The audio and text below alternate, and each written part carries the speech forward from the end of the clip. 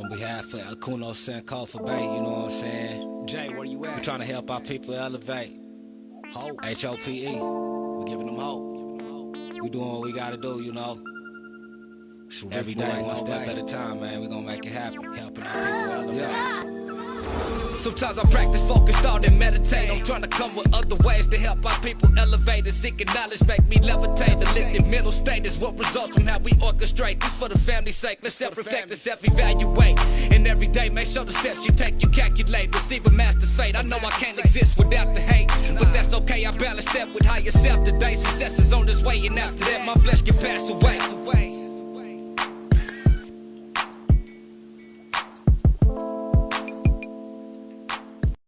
All right, welcome everybody. Peace and love. Welcome everybody. I want to say I thank everyone for attending. Thank y'all for being here. This is Akono Bay's Helping Our People Elevate Hope Study Group. Fathers of the Modern Race Paradigm, Part 7 recap. We're going to go over we're going to analyze the word color.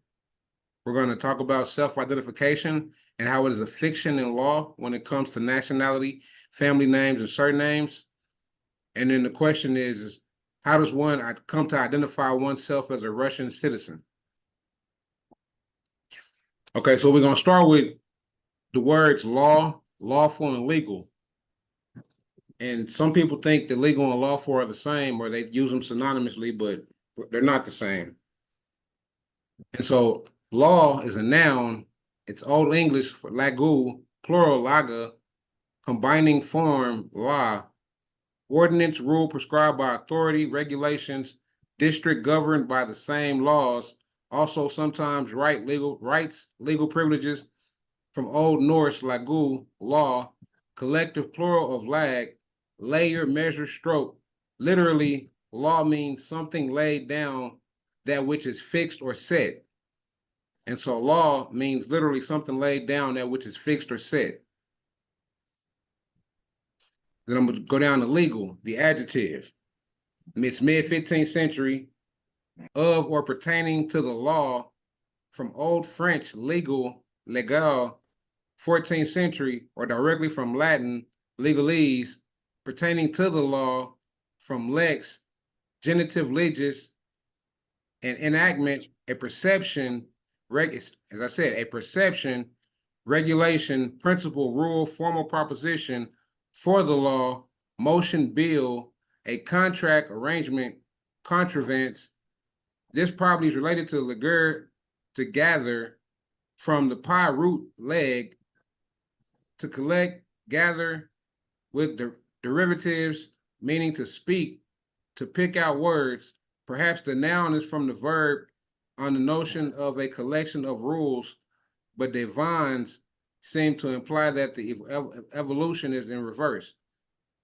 And so legal, as it said, it's a precept, it's a perception. Legal and lawful. Lawful means something laid down which is fixed or set. So legal and lawful are not the same. And I'm going to go into that in my chart.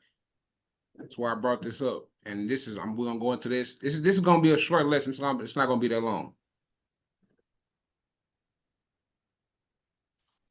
Are race and nationality the same thing? No.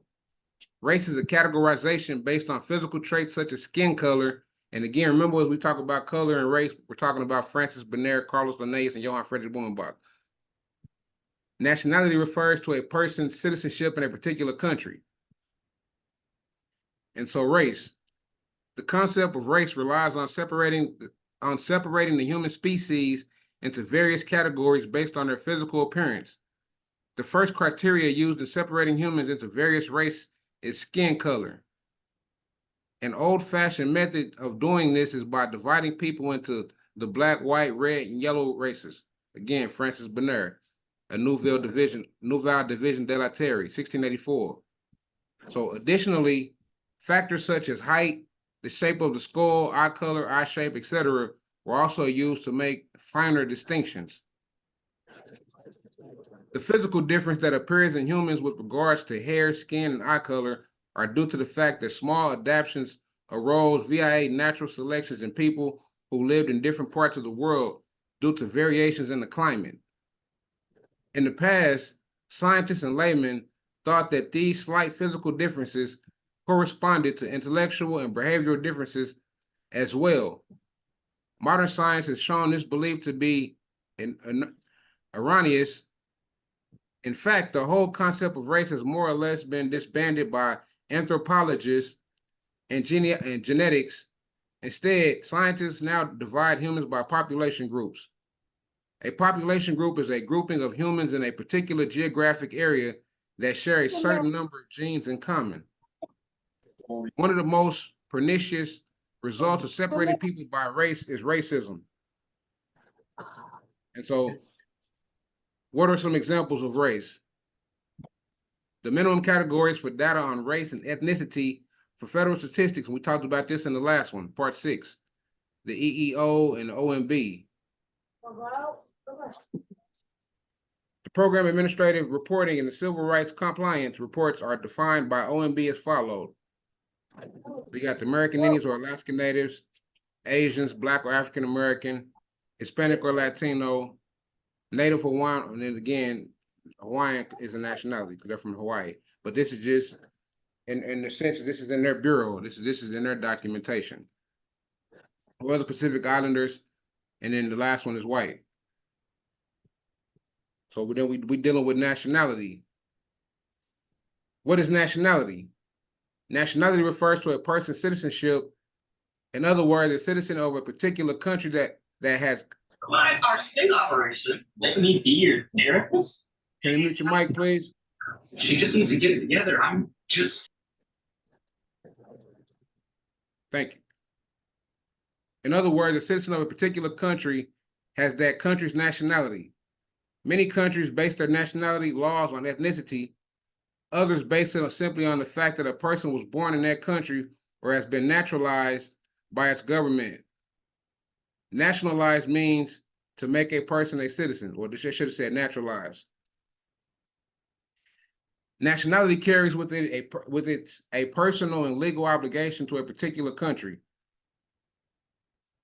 And so with this chart, the purpose of this chart school, I want us to analyze the word color. And so we're going to start from 1 top to bottom all the way to 12. And I think it's one more after this one. But in 1, it says the etymology of the word color. And so we went over this in the first Fathers of the Modern Race paradigm. The etymology of the word color means to hide or to conceal. In 2, we talk about the legal meaning of the word color from the Black's Law Dictionary, and we discussed this as well. It's an appearance, semblance, or circumlocution as distinguished from that which is real. And so we know it's artificial, according to law. A prima facie or apparent right, hence a deceptive appearance, plausible, assumed, exterior, concealing. And so it's a concealing. And again, etymology, and you see in the law dictionary, you see the word conceal, concealing.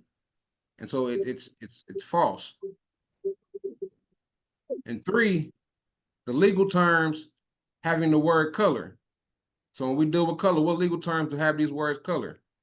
Well, you got color of office, color of law, color of office, color of authority, and colorable.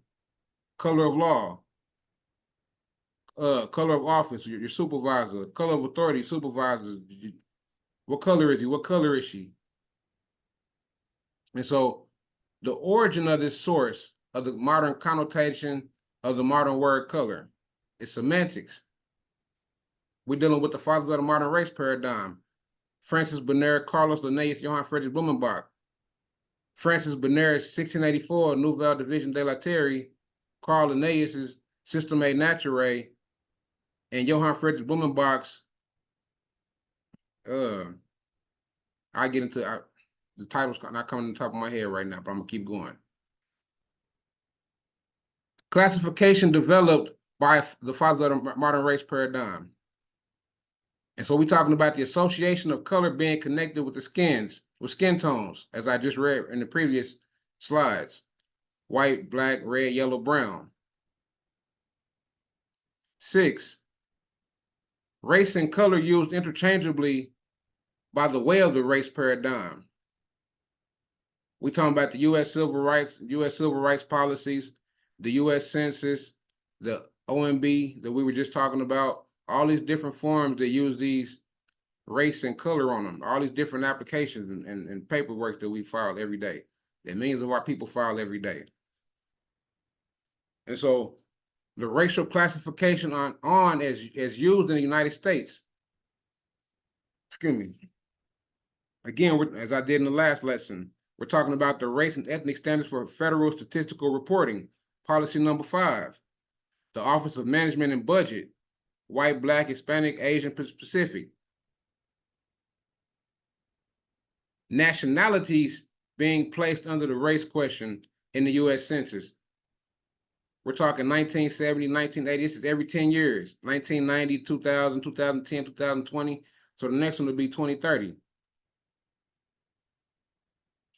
Relationship between nationalities and the name of nations.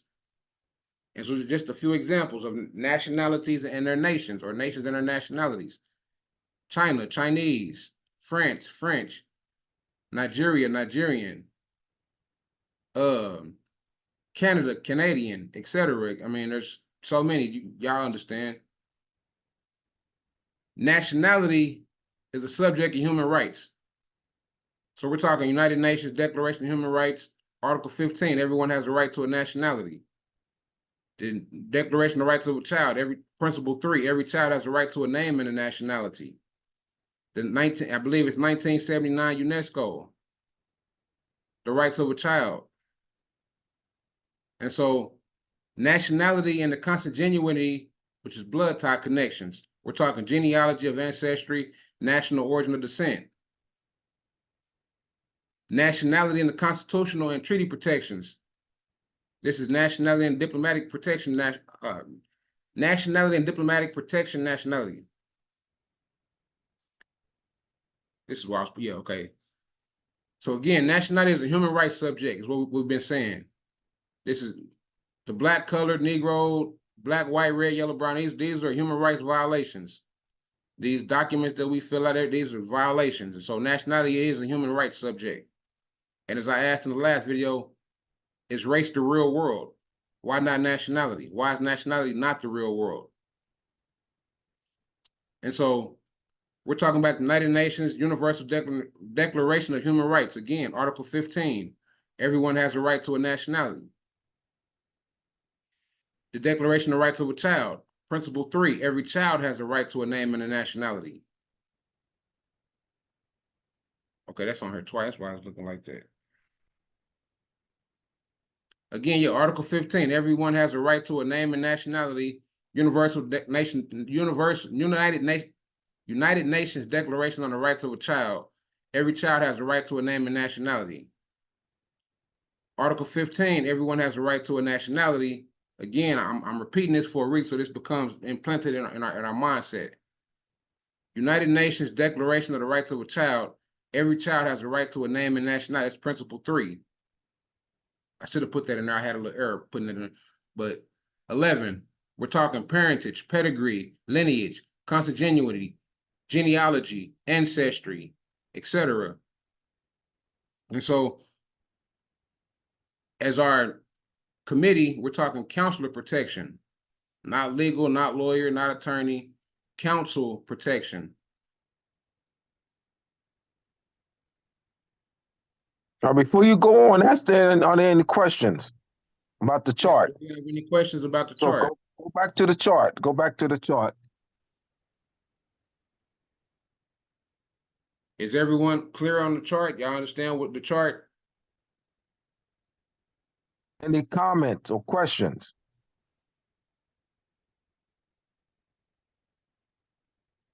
Any point that needs to be expanded?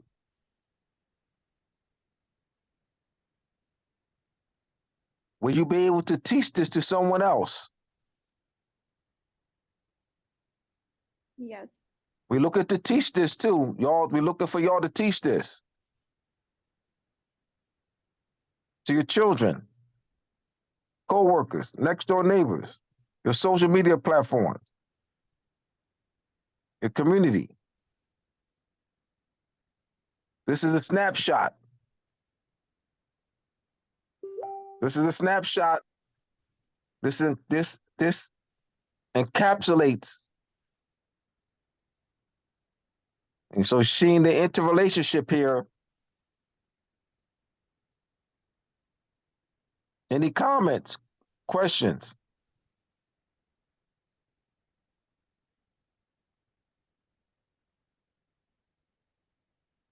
All right, I'll ask the question then. This is for everyone.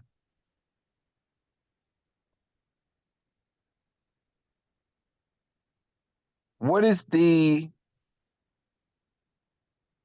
now we Akono, we talked about this the word color. I'll make a comment first.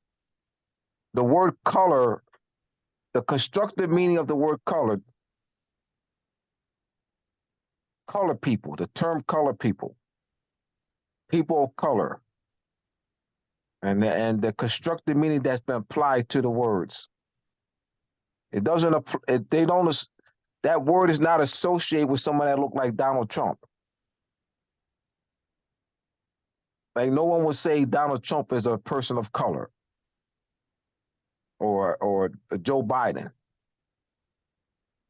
So it's not only complexion, it's light brown and dark complexion. Light brown and dark complexion has been applied in a constructive sense to the word color. Now the question is why?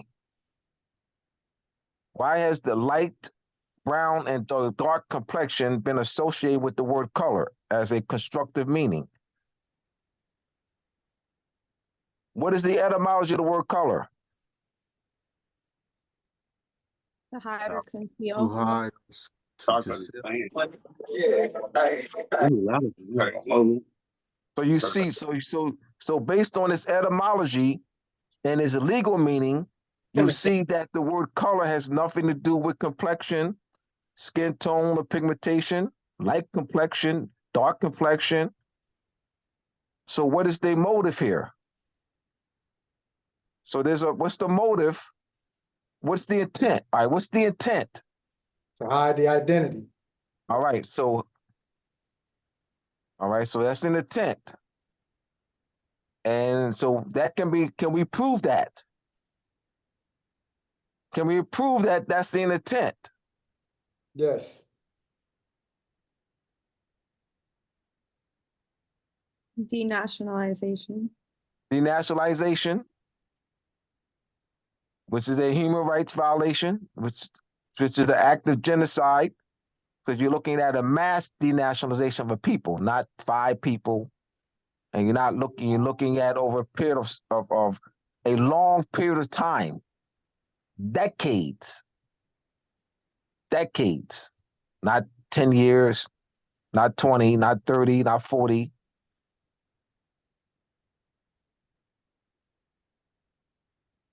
So think of how you can present this on your social media platforms to your coworkers, children, kinfolks, loved ones, neighbors. This is a snapshot.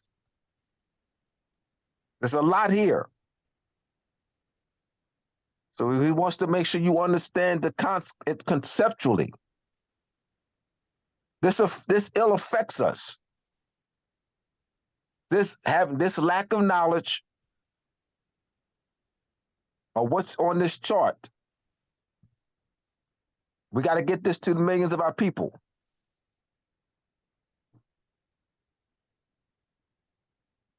So Akono thought it would be a good idea in teaching nationality is to address the race paradigm. Our people don't hear the word nationality, they hear race. Color, what color are you? What do you look like? I saw somebody down the street. What color was it? What are they? Black or white? We got an APP out on somebody. We got APP. We got a black male. Got a white male dressed in gray. We got a black male. You hear this every day. Every day.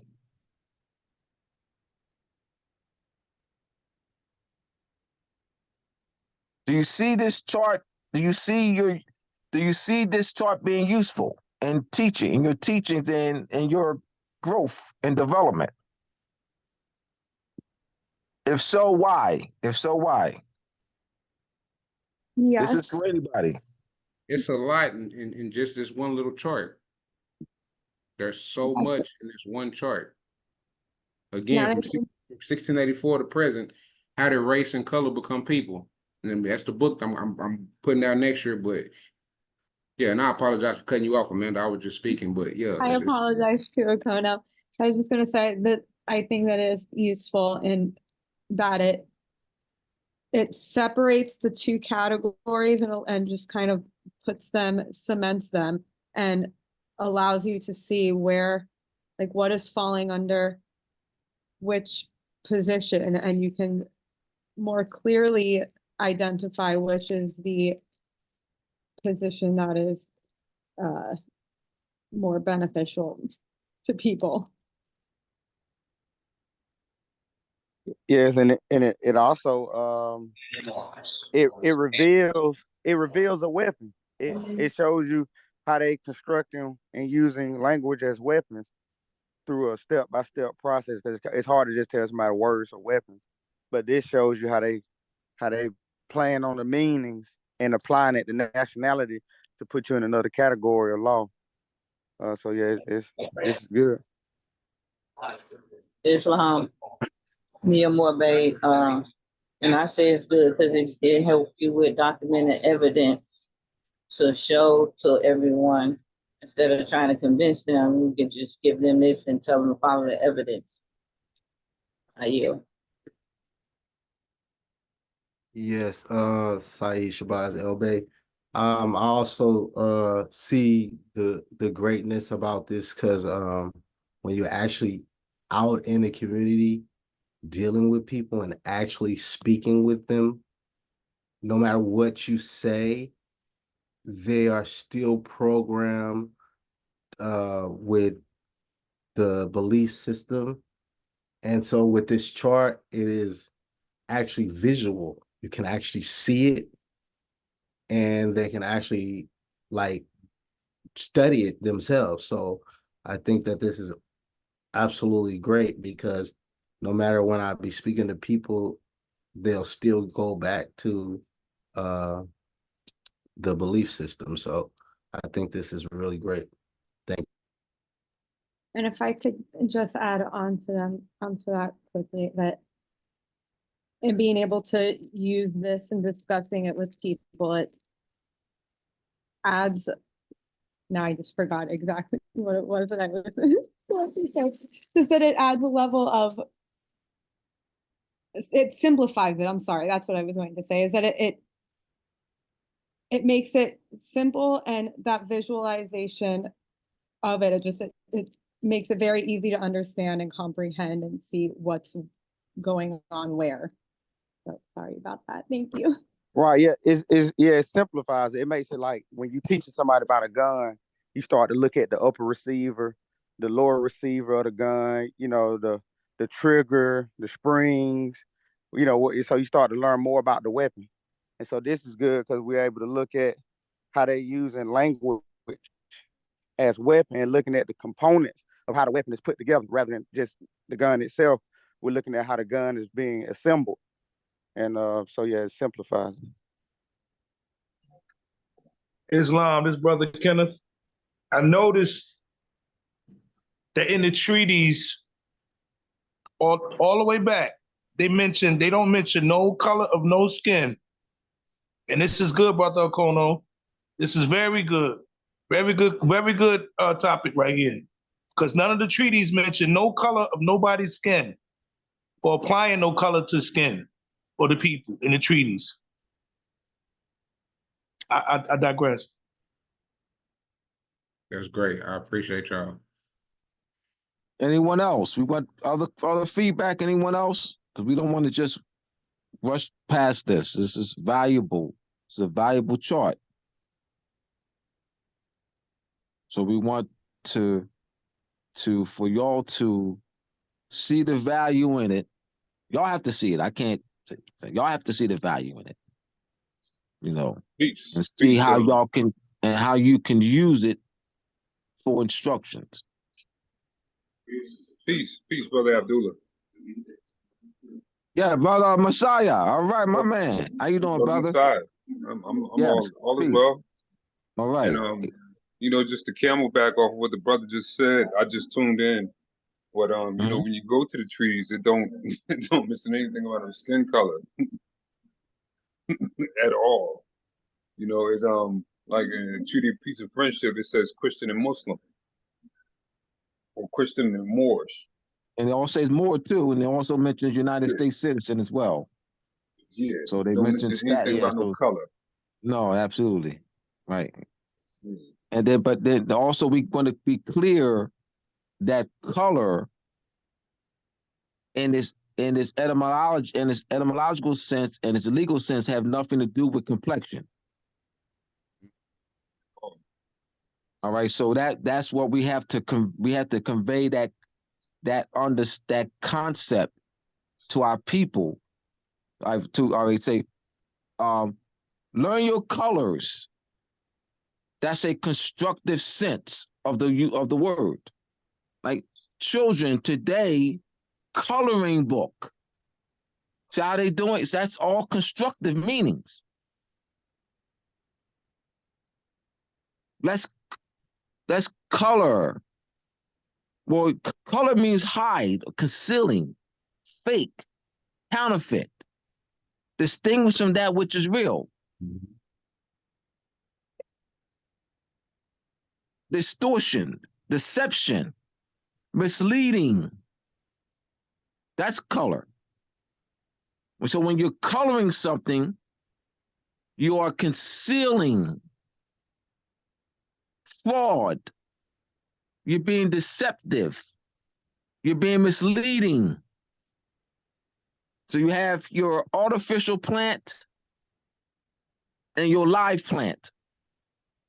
So I want you on your left, have you on your notebook, you have live plant on the left side, artificial plant on the real side. So we look at the word color. The word color would be placed under, or an artificial plant will be placed under the word color. And then you have the live plant we place under real. So you have the word real or natural, and you have a picture of a live plant. And then you have the word color on the right side and a picture of an artificial plant. You show the roots of an artificial plant rooted in soil. You also go through that, show that the process of somebody planting the seed in the soil, it being watered, and then you have the activity of the sun and the moon, that whole process. And then you show the manufacturing of an artificial plant in a factory. So actually when you have a video, showing two videos of someone planting the seed, the flowers growing, and then you have a artificial plant being manufactured. All right. You have the legislation that governs the manufacturing of the artificial plant. You have it's being manufactured in the factory. All right. So this showed that's just, if that helps y'all in explaining to others the distinction between real and the word color. The word color, the word real, and the word color. So Akono is coming up with ways in which to help us teach this to the millions of our people. So he thought that it would be a great idea into teaching nationality, because our people, all right, Meaning that his idea was to start where the people are. To start where the people are. They're not nationalities, that's not where they are. They're not nationalities, not where they are. They with this color. My race. What color are you? Black. What's your race? Black. They there. So let's start there with them. And that's what he's doing with this chart. This chart starts there. So he just gives a whole breakdown showing even the origin of the constructive meaning. How did the word color gain its constructive meaning? How did the word color gain the association of complexion, or particularly dark complexion, light complexion? How did that? So we go back to what? Francois Benaire, Johann Friedrich Bumbach. So he's giving the source. He gives the etymology of the word color, the legal meaning of the word color, even legal words that have the word color in it. The origin of the modern connotation of the word color, and its use in modern United States policies. Then he goes into nationality. This is really good. So I didn't want to. He put so much work into this. So I didn't want to just I wanted to hear people's feedback, comments, criticism, questions. So wait, this is too valuable because we want people to walk away from this using this. We want to be able to use this, teach this, use this as a teaching tool. So I'm listening and then I said I want to facilitate some feedback here. All right, we do you have any questions? Any other questions? Peace, comment. Peace, Brother Messiah, once again. Yes. I've been dealing with the science of nationality for quite some time. Been dealing with the Moorish Science Temple of America, Moorish Holy Temple of Science, Great Seal, for some time. And, I have even taught this to my father and my mother. And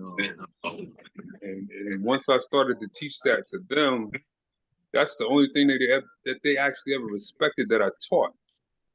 So now it's like, boom, I got my father, he's studying nationality. He's, I ain't gonna say studying, he's YouTubing nationality and all that stuff. I mean, he's pretty fluent with it.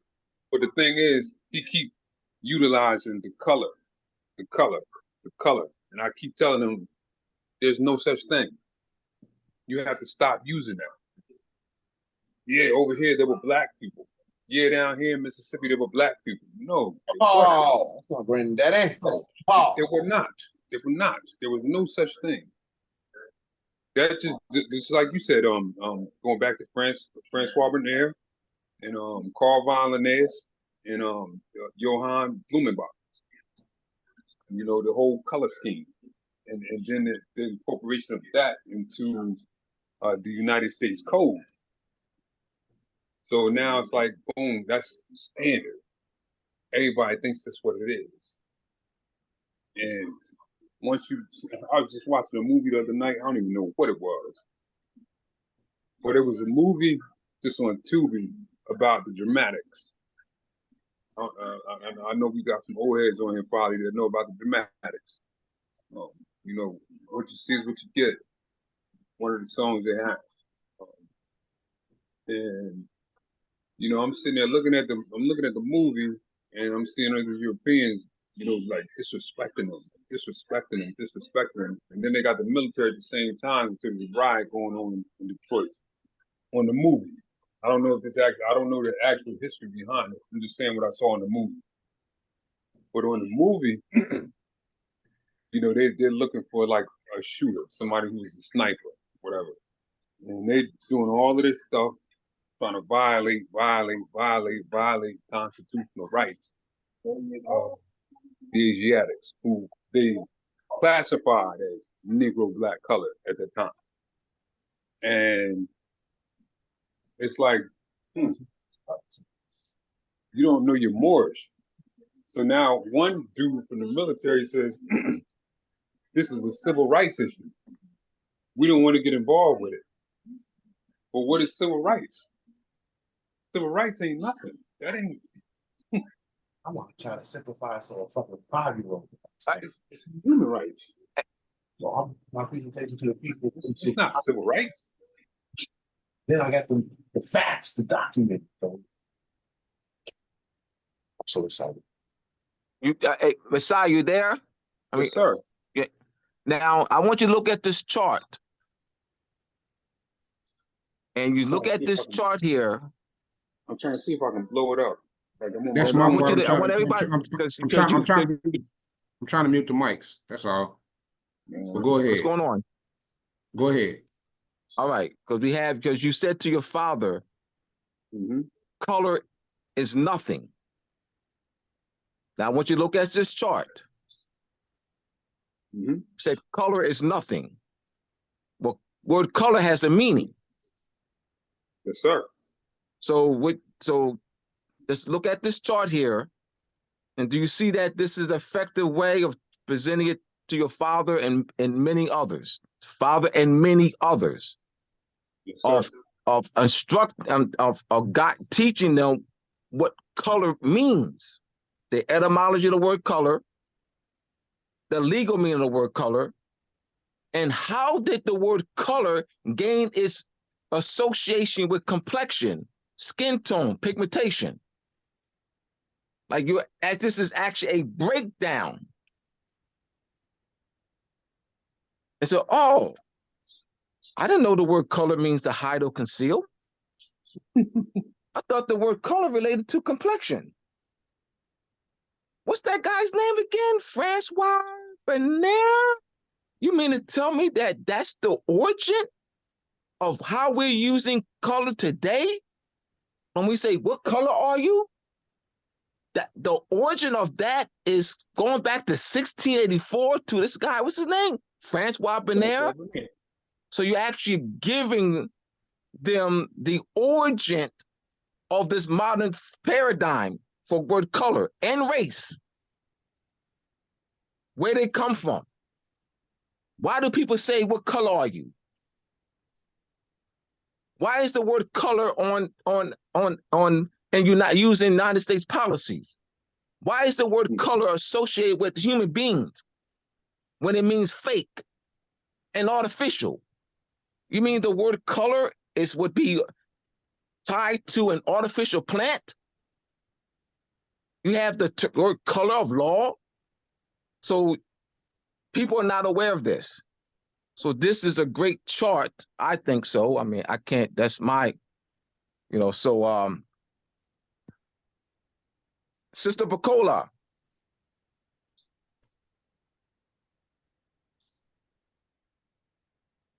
I know she's at work. Give her a minute here. Yeah, I mean, I can't argue with that chart.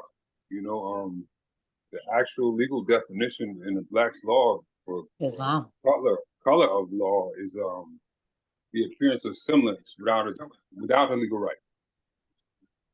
The appearance or semblance, that means it looks like law, but it's not law. Now, henceforth, why does everybody this is just a question that's not to be answered, but just something to be thought about. Why does my great grandmother's birth certificate say color? Well, let's go to the chart. One says Negro. Let's go to the chart. African American. Go to the chart and answer it. We go to the chart, and looking at this chart, the entire chart, the intent is to denationalize a people. So that's why it's on there. To denationalize a people. Now, which is a human rights violation. Brother Abdullah, let me ask you a question. Yeah, go ahead. And I mean, I know the answer to this, but I just want you to elaborate on it, if you will. Why do they want to nationalize the people? All right. Well, when thieves, when invaders of your house, when invaders, when colonizers come to your house with the intent to take over your house, to control you and your natural resources in perpetuity. All right, so as to not have to have soldiers on every block. It's costly to have soldiers on every block. I got to take the children from you and indoctrinate them into, all right, I have an army. We conquering China.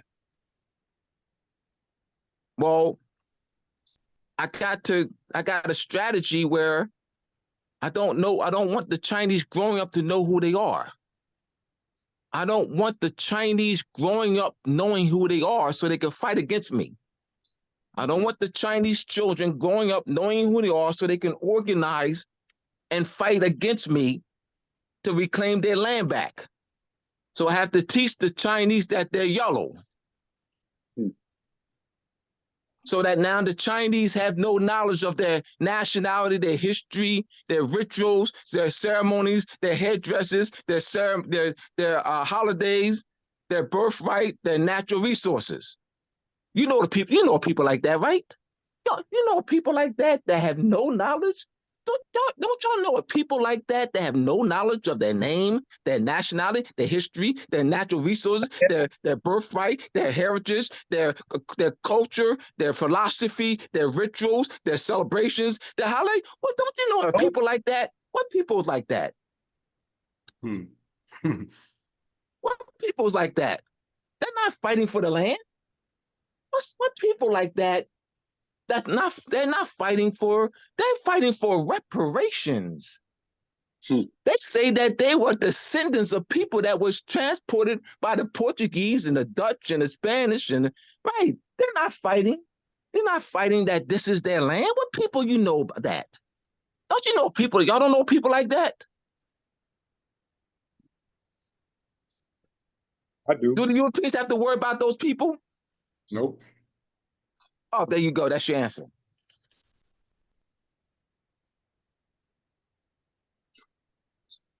I think Sister Pecola has said something too, though. Yeah, I want her to comment. Yes, I want her to comment. That's why I called her. Sister Pecola?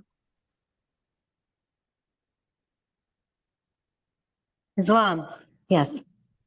Hey, greetings, everybody.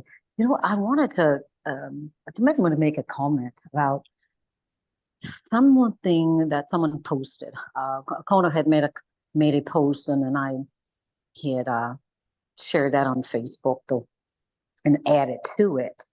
And it was one of the Moors that he's been, on my page for a while, and he brought up a history dealing with the British over in Hindustan and how Hindustan, but I don't know the timeline of this, but during the time that they were in Hindustan, the Hindustani actually had a caste system, and the caste system was based upon complexion. So when the Europeans did their invasion, they actually adopted some portions of that colored scheme of things.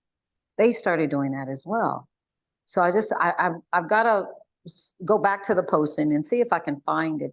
But they stated that and he did put the Hindustani names of the people. Does anybody know what I'm talking about? Have you come across that? But apparently this is way back. Yeah. Francois Benaire. Francois Benaire lived in India for 10 years. Yeah, that's it. Yeah, you got it. I'm thinking. See, that's why I wanted her to comment. Something they Francois scandal Benaire. or something, yeah. That's Something right. they Right. scandal. Get the name of his book. His name of his book. He based on Wow. his study in Hindustan. Yes, that's it. Number That's it. three, Cola got it. Little Caesars is the whole beginning of your bullshit, like on the extreme level.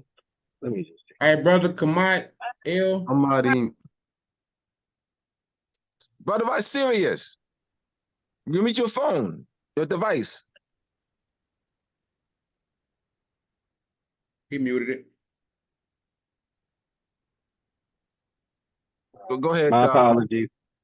No, you good, my man.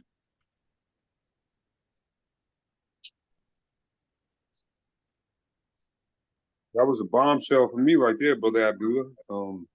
I knew about the what she was mentioning about the caste system in Hindustan. But Francois Bernier, being in there for 10 years, that's a bombshell to me. Mhm. And so now you see Take you how right back this to chart take you right back to the Aryan. Go ahead. Aryan. And those claim to be Aryans, which is a noble Yes. lord. Yes. And then And using what also does Aryan mean? noble lord. There you go. There you go. And then using the swastika. Yeah. Francois Berner's journal that Scavens is what y'all referring to, yeah. When he was in India. I had to look it up real quick. His journals that Scavens. It talks about his time over there in India. Can you So repeat you that? see the value of Islam. this research. You see the value of this chart. You see the value of Akono's book. What's the title of your book again, Akono? From 1684 to present, how race and color became people. All right. It's a catchy title. You know, so he can so it's marketing. He has to market the book. And I love the title. Islam. Just another comment is that the irony of the origin of the caste system over in Hindustan, the irony of it is that those Dravidians were perhaps those were the ones depicted on their paintings and on their ancient artifact. Those are, I guess if you were to say what color does it look like, it's black as a color of their depictions on the walls, but it reflected the people at that time. So for them to go from being depicted as royalty, and even Lord Krishna, I think he was blue black or whatever, but the whole point is that how do you go from honoring the darker complexion individuals to them being segregated and being considered the untouchables at this point? Like, that makes no sense. And then of course with the visitor, if you will, the European visitor, taking that and then changing it even further and applying it, that just makes no sense when that the so-called darker race was being honored and represented in their depictions. I yield.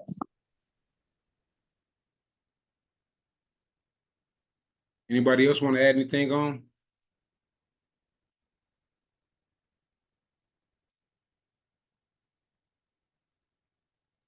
All right, so we're going to talk about self-identification. We talked about that in the last lesson as well. But can one self-identify, or how does one self-identify?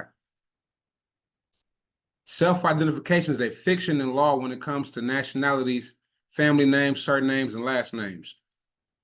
And so an example we're going to use is the Russian Naturalization Act of 1913 and 1923. So how does one come to identify oneself as a Russian citizen? How does one of Chinese descent identify himself or herself as a Russian descent? Well, we got the Russian naturalization laws. So can one Chinese arbitrarily identify himself or herself as a Russian citizen? The answer is no, but how does one come to identify oneself as a Russian citizen? And so foreign nationals living in Russia can apply for citizenship by naturalization if they meet the following requirements. They hold a valid permanent residence permit. They have lived as a permanent resident in Russia for 5 years with no periods of living outside of Russia exceeding 3 months in any 1 year. Foreign nationals may become citizens by admission after meeting a minimum resident requirement, usually 5 years, proving a legal source of income and demonstrating proficiency in the Russian language. Doesn't this sound like the Homestead Act or what they did with the land rushes? You had to settle on the land for about the same amount of time before you can claim to be a citizen, a United States citizen. So what is the process of getting Russian citizenship? Citizenship in Russia was, this is updated guide in 2024. The common process of getting Russian citizenship is through naturalization. Candidates must present a valid residence permit and prove that they have not lived outside of Russia for more than 3 months per year. Here are some of the formalities agreed to abide by the Constitution in Russia. I ain't even put that on here, but okay, I think I did. Yeah, I did. But this is the definition of naturalized according to the Black's Law Dictionary. It's to confer citizenship upon an alien to make a foreigner the same in respect to rights and privileges as if they were a native citizen or subject. And so again, doesn't this sound like what they've done here? Where many of thousands of Europeans are claiming to be Native Americans and they're getting these benefits and claiming that they're native citizens of the land? It's the exact same thing. They were the Naturalization Act of 1790. Look at free white person, or not free white person, but white persons in the Black's Law 4th edition. So just solely in international law. No, it's free white person. Free white Free white person is the person term. is that's the one to say, yeah, it does not apply to, it's not Caucasian, not Aryan race. You were saying you said free white person, then you say no, you say white person. It's free white person in the 4th edition. That's the one where it says Moors and Yeah, I'm saying the term does exist. The term when people, for those who don't know, this one because people we listening to you. For those who don't know, a term does exist. Free white person is a term that does exist in the 4th edition, the Black's Law Dictionary. But I'm glad I went back because I also want to touch on, like it says right here, to confer citizenship upon an alien, to make a foreigner the same. I should have put some emphasis on it, so I'm doing that now. But in respect to rights and privileges as if they were a native citizen or subject. And so again, yes, free white persons is a term in the Black's Law Dictionary. But just solely international law, just solely in legal theory, the rule or law that provides that citizenship is required by birth within the territory of the state, regardless of parental citizenship. And then we talk about just ingenuous international law. Just ingenuous, the law of the bloodline, a concept of Roman or civil law under which a person's citizenship is determined by the citizenship of one or both parents. And so do we see just sanguineous, just sanguineous. Yeah, I said just sanguineous. Yes, just sanguineous. That way, people who are listening, they can just sanguineous. Just sanguineous. I said just unit, just sanguineous. As we've mentioned before, the Nouvelle Division de la Terre, black, white, red, yellow, brown. If the Nouvelle Division is the new world, the new division of the world, well, what was the old division of the world? What was the old world like? We had nationalities, clans, kingdoms, caliphates, etc. And so just to give you an example, you had Kennedy and Reagan, which were Irish clans. You had patronyms, which is Latin for father names.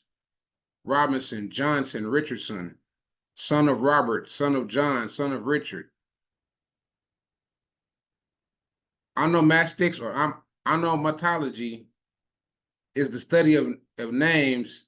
It's called onomastics or onomatology. Onomastics covers the naming of all things, including the place and personal names. Why was the word color given the connotative meaning of light brown and dark complexion, pigmentation and skin tone? So again, that question was already asked, and I think y'all answered it, but just asking again, why was the word color given the connotative meaning to skin tone and pigmentation? To steal the land. Yes. Birthright theft, land theft. Somebody has their hand raised.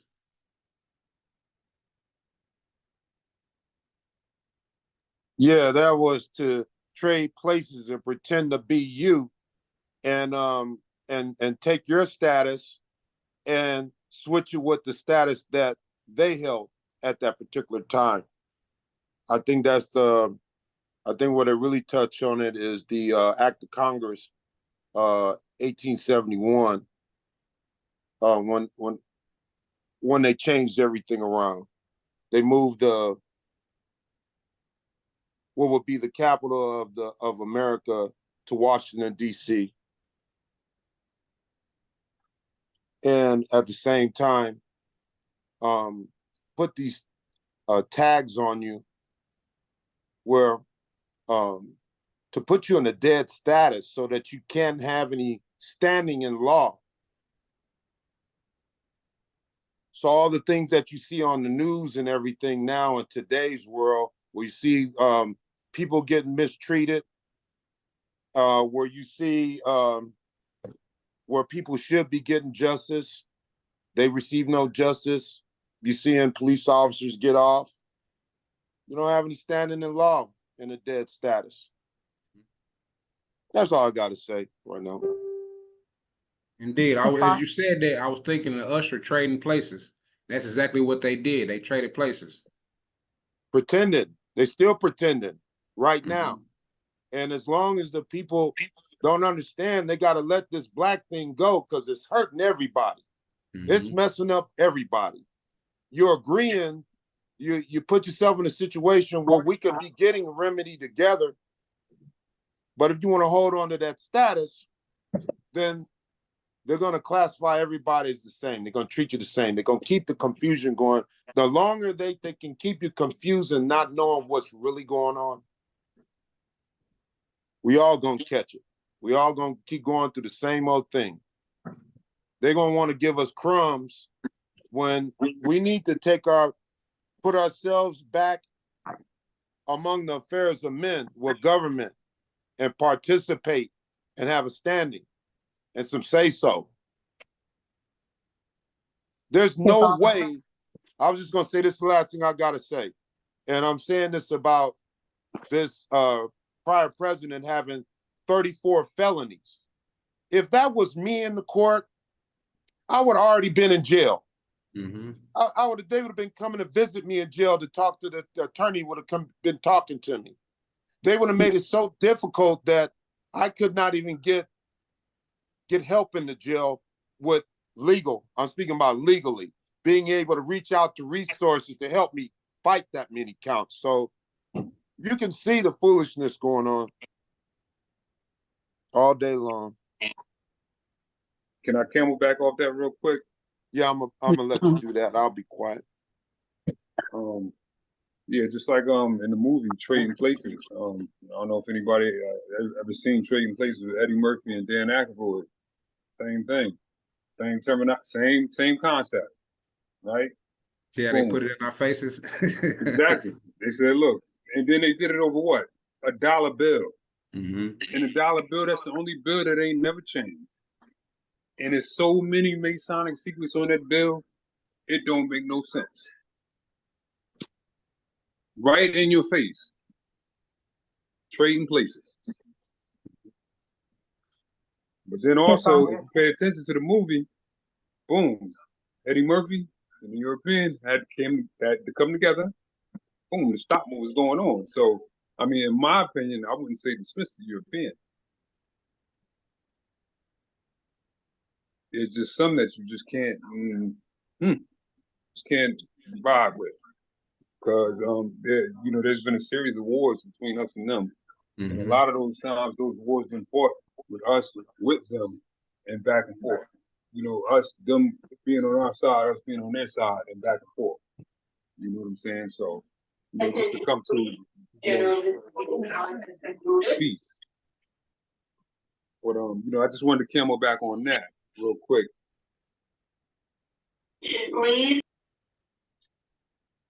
I believe Brother Dupont had his hand raised. Somebody else got something they want to add on?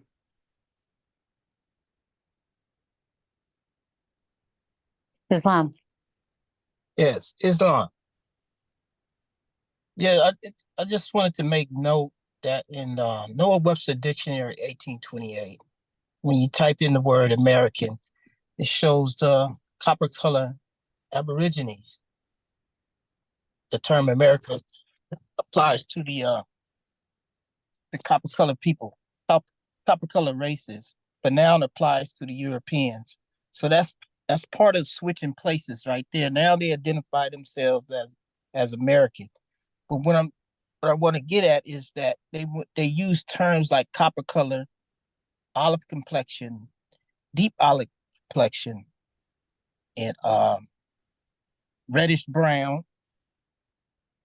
These are terms they use to describe the inhabitants of America because they didn't have the race categorization back then. So if you get a book, I'm kind of jumping around right now. If you get a book that dates back to the 1800s, go to a used bookstore and find any history book that dates back to the 1800s and farther back. They use inhabitants of America. And in the description, sometimes you'll find like I was stating, olive color, deep olive color, copper color, reddish brown, chestnut. And those are the terms they was using. So I think what they did was drop the copper and just left colored. So they start calling us colored people. Same with black and white. Because of the variation of complexions that we came in. We wasn't just one complexion type of people. So they didn't know really what to call us. They just gave the descriptions in the books as what someone can identify if they wasn't in that certain area. So the peoples in that area was copper color, chestnut, deep olive, and everybody know olives only come in two pigmentations. It comes in a green and it comes in a dark complexion, or what some people say today, black. But we know it's not black, but it comes in a dark complexion. Those are the only two colors the olives come. So when they say deep olive, they're really talking about a dark person. With that, I yield the floor. Hey, let's address that. We're in world court right now. DuPont just presented in world court.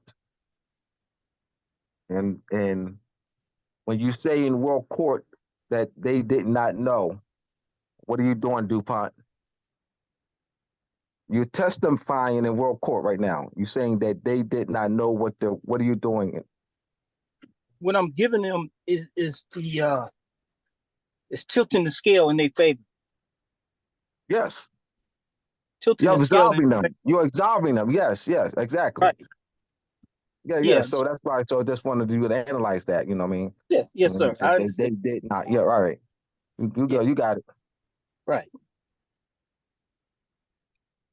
Sister Picola, I believe you had something you wanted to say.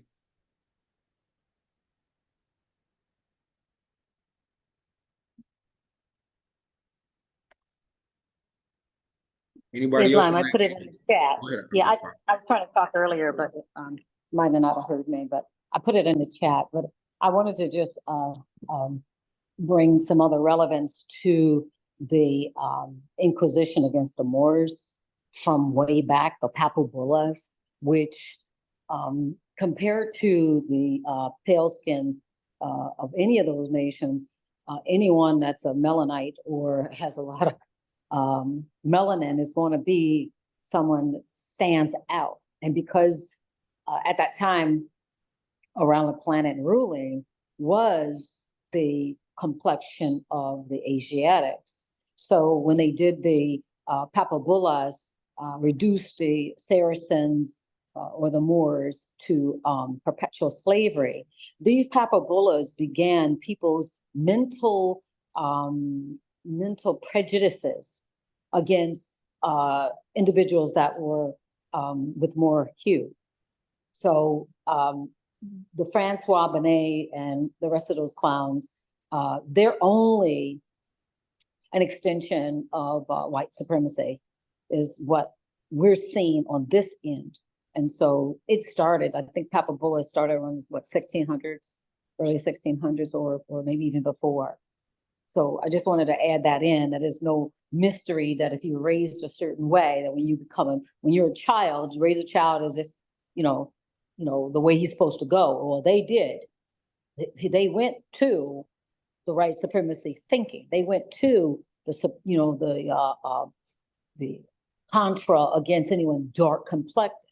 That's part of the psyche of individuals within their household, and even young children will come to you. But if you see the way some children will not, almost like they're fearful of you, if they're little Caucasian children, they will be fearful, and you wonder, like, where is this fear coming from? Because naturally children are just, they don't have any biases and prejudice like that until the environment, upbringing, teaching is involved on them. So anyway, I yield. I just want to, give my opinion of where it came from, and also to the brother's comment. Well, how would you deal with that in the world court? Well, the papal bullas are for the world to see. That's on record. That will be on record. That will be a reference to why things began to change for the Moors, Islam. Islam. Anybody else want to add anything?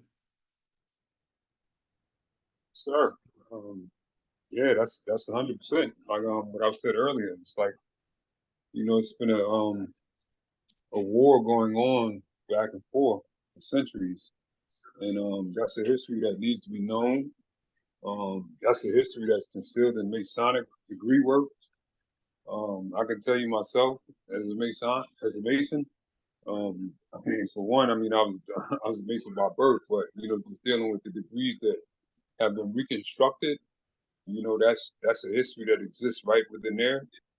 And that's something that we all need to be aware of and cognizant of, because it's like you got people right now, that be on this white supremacy stuff, and don't even realize why they hate so-called black people.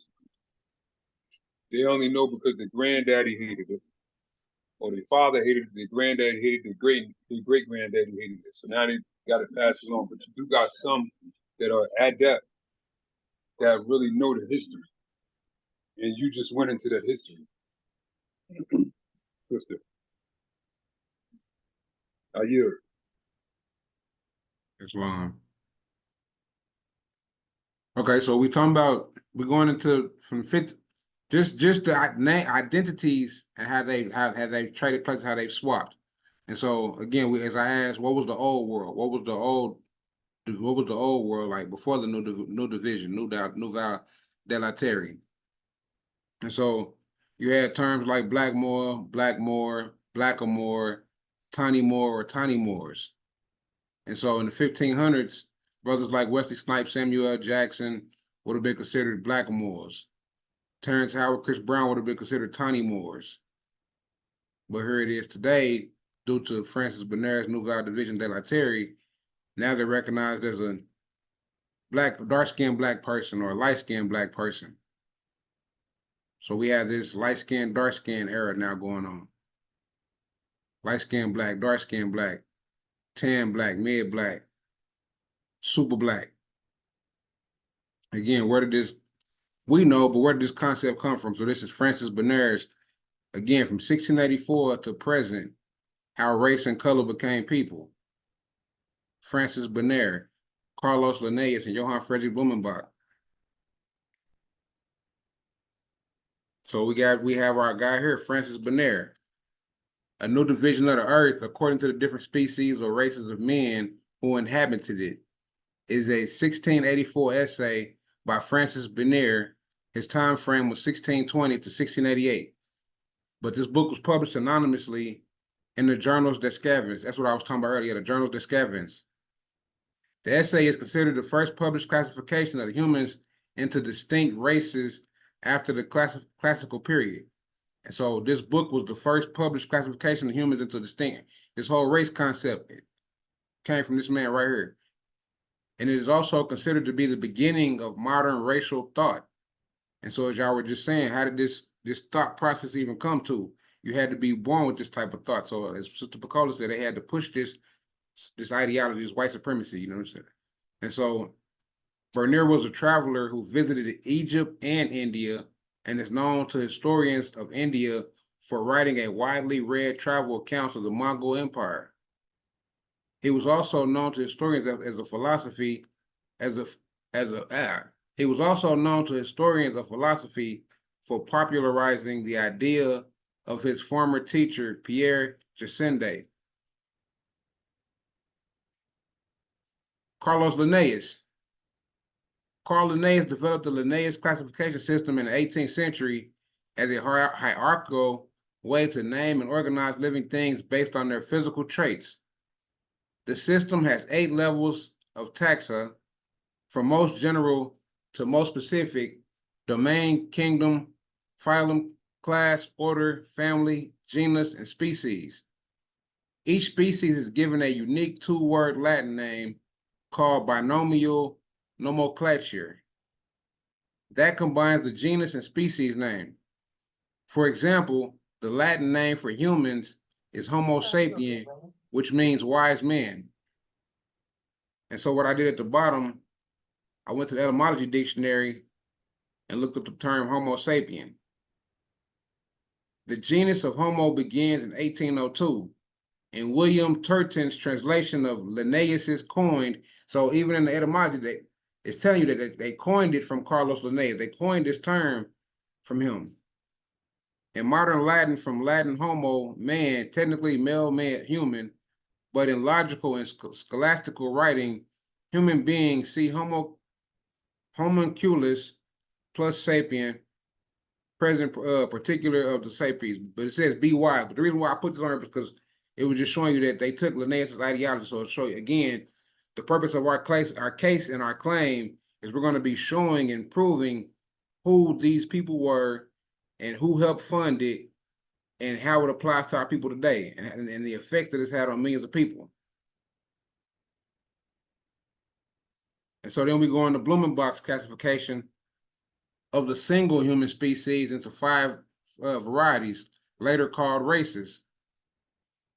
Blumenbach, from 1793 to 1795, the Caucasian or white race, this is when he coined that term. Blumenbach was the first to use this term for Europeans, as he also included Middle Easterns and South Asians in the same category. And so as I read in the last, this is why the Arabs can identify as white on the Census Bureau and other applications, because Blumenbach, he included Middle Easterns and South Asians in the same category. Johann Friedrich Blumenbach, the term Caucasian as a racial category was introduced in the 1780s by members of the Göttingen School of History, notably Christoph Meniers in 1785 and Johann Friedrich Blumenbach in 1795. It had originally referred in a narrow sense of the native inhabitants of the Caucasus region. And so before I end, I just put 5 questions on here, just do a little quick Q&A, kind of recap and go over what we were talking about.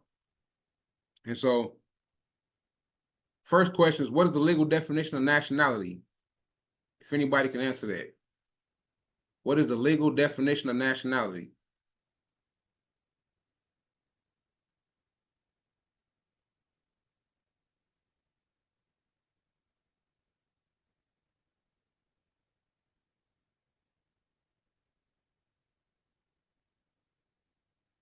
Anybody want to give it a stab? We went over this earlier. Oh, so you was asking a question. Okay. Yes, sir. Yeah. What is it? Yeah, this is the Q&A. We're gonna end it after these 5 questions. What is the legal definition of nationality?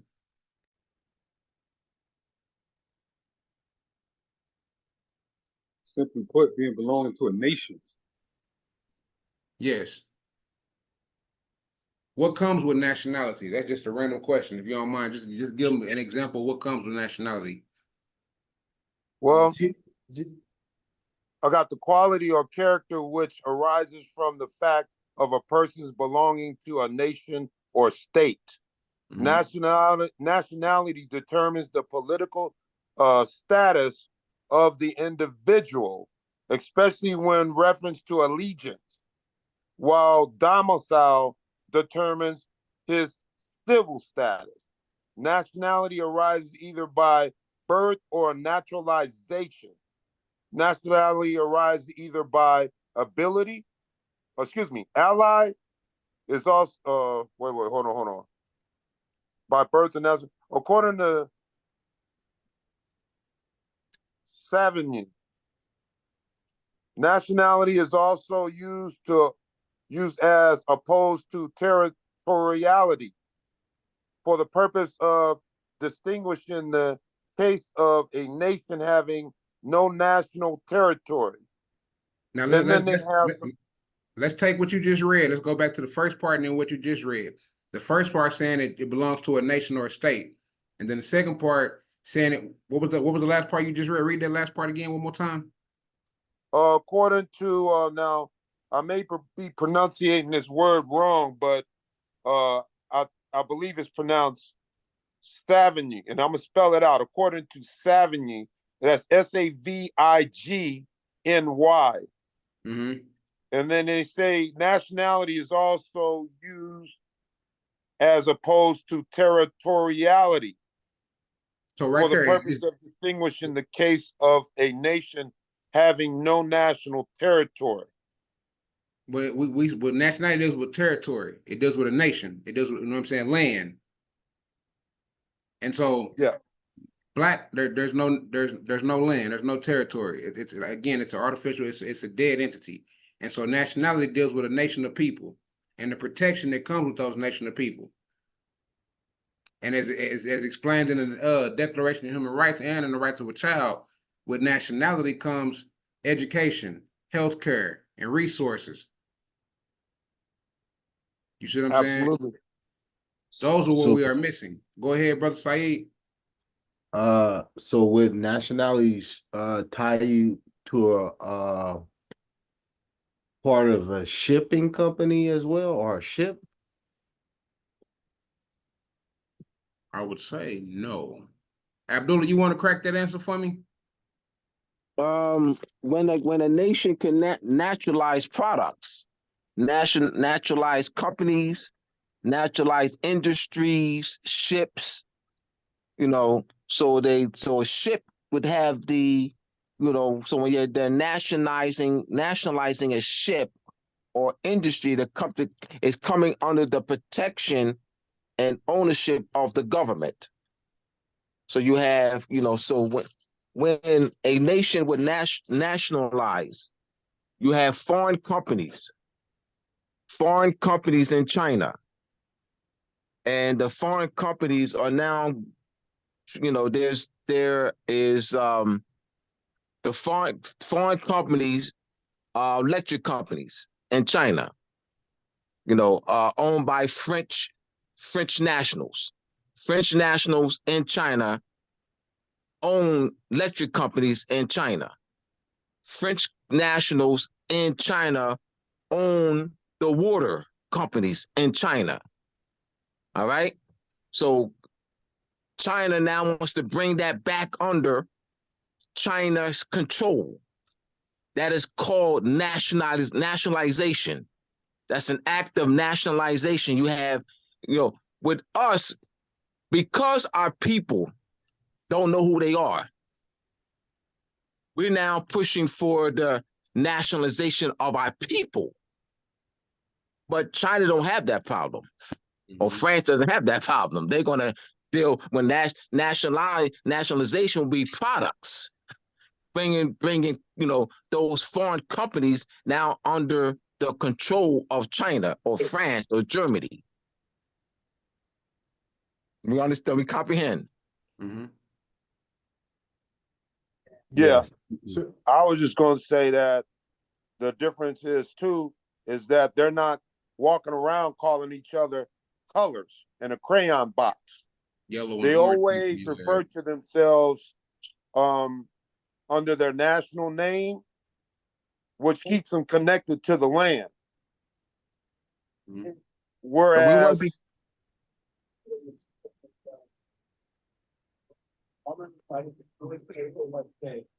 hey, brother. I'm right here. We want to be clear that the word color has nothing to do with crayons. Well, the etymology and legal word meaning of the word color has nothing to do with crayons. It has nothing to do with the etymology. The etymology. Remember, I qualified it. The etymology. You did say and that. the etymology and legal meaning. You The did say etymology that. and legal meaning Excuse me for that. Has nothing to do with hue, what something looks like. Well, if it looks deceptive, then it looks misleading. Something that's not real. It's distinguished from that. It looks like it's distinguished from that which is real. It looks fraud, like fraud's going on. It looks fake. It looks artificial. Then that would be the look, artificial, fake, not real, counterfeit. Yes, that is, and you said distinguished from that which is real. The legal Pretense. term. Yeah, there. The legal and etymology. Remember, the legal and etymology. That you say the connotative meaning, connotatively speaking, etymologically speaking, legally speaking, connotatively speaking, you always qualify it. Legally speaking, connotatively speaking, etymologically speaking.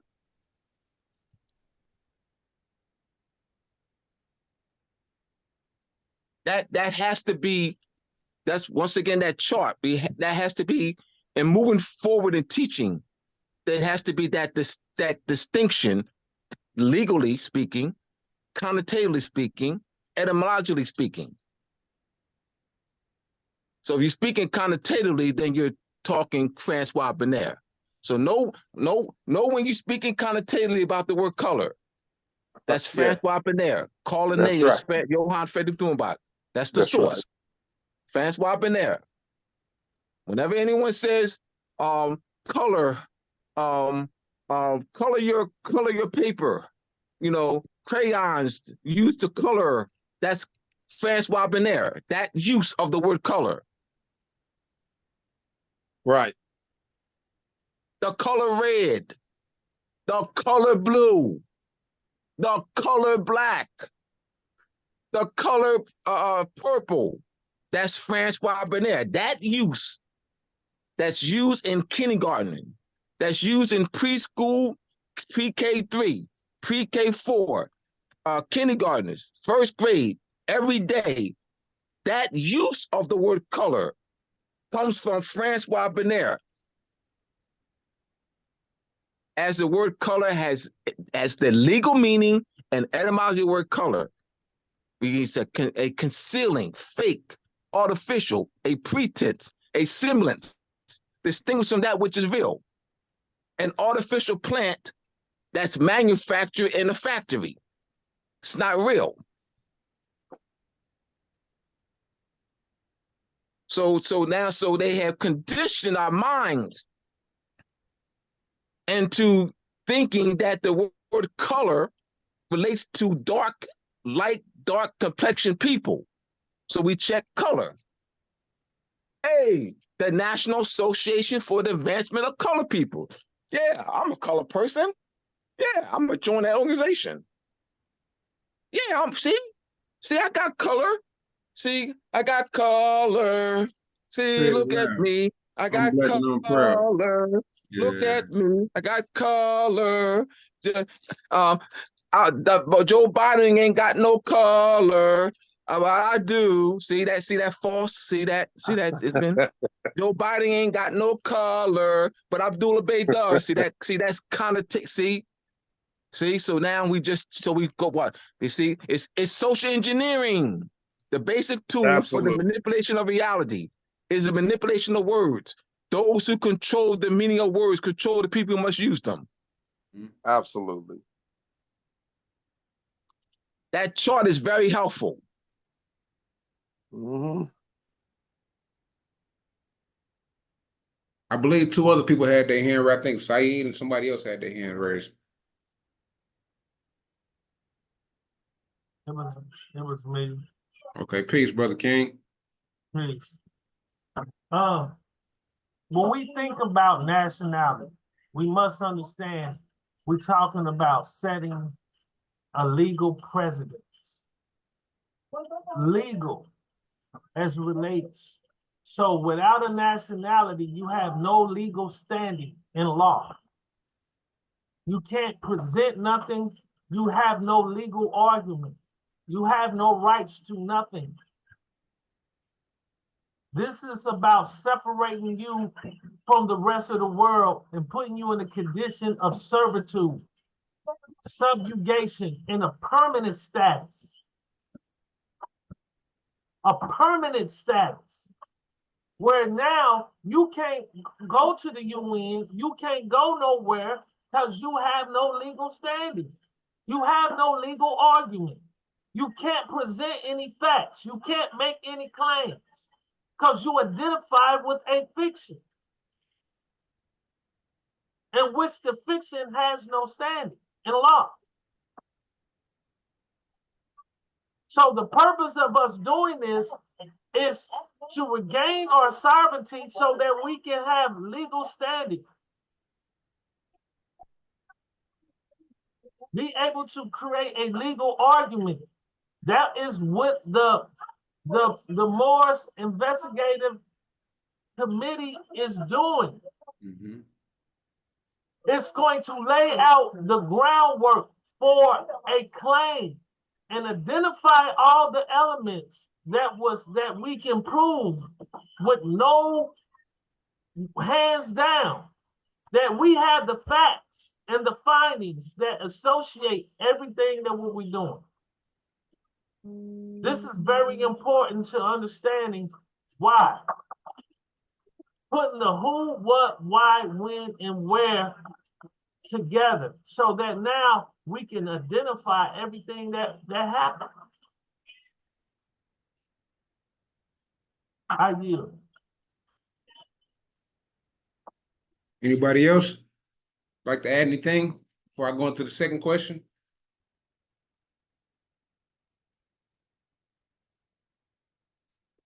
Okay, so simple question. Who are the fathers of the modern race paradigm? That should be easy. This is part 7. We went over that. Everybody should know that. Yeah. Francois Bonaire, Carl Linnaeus, and Johann Friedrich Blumenbach. I could barely hear you, Amanda. Say it again. Thank you, though.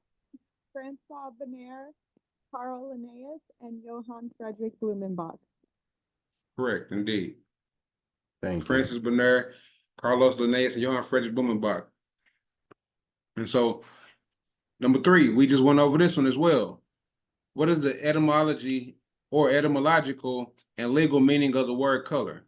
So what is the etymology of the word color and what is the legal meaning for the word color?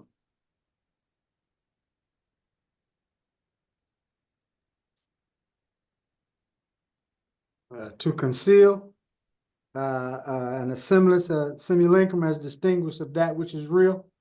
Indeed. Indeed. And so, yeah, I mean, both of them pretty much concealing. It's a concealing. It's a hiding. It's artificial. Again, it's a false pretense. It's a false people. It's a false identity.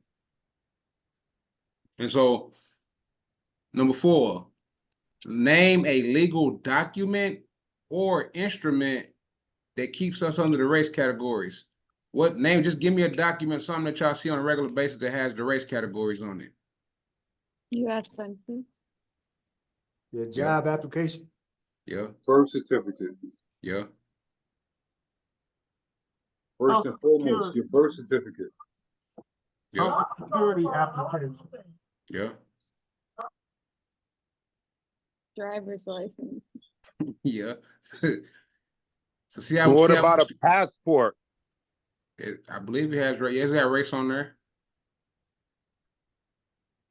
And so see how powerful. But see how many people they control the minds with this race concept. We see it millions of people see it every day. What race are you? What race? Black, white, black, white. Now, let me ask a question here. Mm-hmm. Why is this? If somebody comes from like let's just say Nigeria, right? Mm-hmm. With a passport, why does their race or identity say white? Okay, we just went into that with Johann Friedrich Blumenbach. He was the one that put Europeans, Middle Easterns, and Asians under the white category, under the Caucasian category. Let me ask you that. I was asking that question, you know, just to put it out there, but it's a status. Mm-hmm.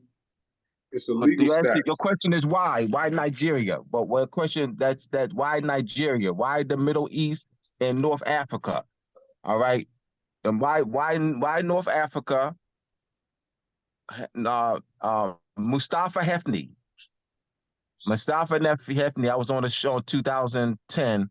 I was on a radio show with him. Mustafa Hefni, born and raised in Egypt. And he is I think little lighter, little darker than you, Messiah. Little darker than you, Mustafa Hefni. And he was well in Detroit. In Detroit, he applied for a minority grant that was for Moors classified as black minorities. And he did not qualify because he was not listed as because he did not qualify because he was be classified because Egypt, the Middle East, and North Africa are classified as white. So therefore, he did not qualify. Now your question is why the OPEC, remember the oil crisis, the oil gas crisis in the 70s. I was about 670, so I was 9 years old, 8 or 9 years old. Gas lines were long, real long, 30, 40, 50 people in gas stations. All right. So the United States made concessions. All right. So because OPEC is owned by, those in the Middle East. Nigeria is the third largest oil in the world, has the third largest oil reserves in the world, Nigeria. All right. So you're looking at, so you have the North Africa and the Middle East. So the United States made concessions. So they gave that status to apply that status not only to those in Europe, but those in the Middle East and North Africa. That's why. So Francois Benaire, his classification was black, white, red, brown, or yellow. But it was the United States that gave concessions and applied Middle East and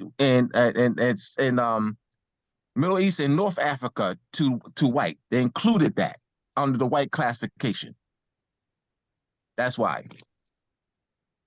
And Mustafa Hefni, he went through this whole 25, 30-year ordeal, trying to get, he was fired because he refused to check white off. He wanted to check black off. And so they gave him an opportunity to change it. Remember, this is political. This is huge. This is finance. Like this. So we have, we got the smoking gun. We got to stick together. We need our political unity to do this. Then we also need people with knowledge as well. We don't need no empty shells now. We don't need empty shells. I mean a bunch of people who don't know jack that's together. Well, you're not really together because you don't know jack. You got to have knowledge. All right? All right, peace. Brother Saeed? Yeah. I think I was gonna make a comment about something that was earlier about the fact that people that's coming over from different countries also is connected with the color uh, Carlos Daenerys, Frederick Brunk, Blumenbach, and that story. They actually and they don't know nothing else but that, because like the when I was doing care, 'cause I used to take care of people like nurse stuff. Uh the some of the elders that was there, they'll be from other countries, and they'll come and just talk, and but they identify us through the color uh race paradigm, through the color, uh legal color meaning of the word color. And that it's that's how deep that go, because it's not just us. It's like those who are coming in to this part get that teaching about that specifically. So thank you for sharing this information, because when I do meet them, I can actually share this with them too now. Thank you. Thank y'all. I thank y'all humbly. I appreciate everybody that's here, everybody that's commenting, responding, leaving, dropping jewels. I appreciate everybody. My last question is: legal and lawful, are legal and lawful the same? That's simple. No. Can you tell me why? Lawful Legal is set in legalism. stone. Lawful is lawful. That's like the law of the land. Like, for example, I'll use this as an example. You got the United States Constitution, right? That's the law of the land. That's the supreme law of the land. And the treaties, supreme law of the land. But then you also have these created statutes that are legalisms that have nothing to do with the law of the land. They have something to do with, I heard one of the brothers mention 1871, United States Acts of Congress, right? And all of the statutes that was created after that, that's where the legalisms come into affect that. Completely different. This is why, boom, this is why they want to classify you when you go into a courtroom. You don't have no constitutional protections under the legalism. But when you're dealing with law, now you can utilize the Constitution and the treaties. What does it mean, in order though? to do that, What does you it have mean, to have Messiah? status. What does it mean, though? What does the word mean? What does the word law mean? Law? The word. What does the word mean? What does the word law mean? No, I can't, because it's very literal. no examples. Without examples, without any examples, what does the word law mean? You got to start. We start there first. It pretty much, I mean, I'm not going to tell you verbatim what it means from the law book, but it pretty much means the natural law of the universe. All right. And can someone else give us the legal, what does the word law mean? What is the etymology of the word law?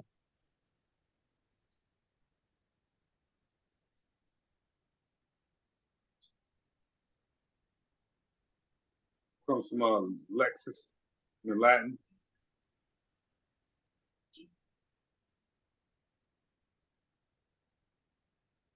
That's a good question. Old That's English. a good question. Lagu. I don't know that.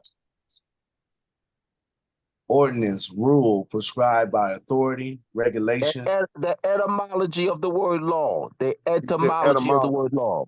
That's the catch right there. Etymology. Lex. Hold on, let me see here. I remember That's just Latin. That's just Latin. Lex. It's just Latin. Moved. Well, let's see here.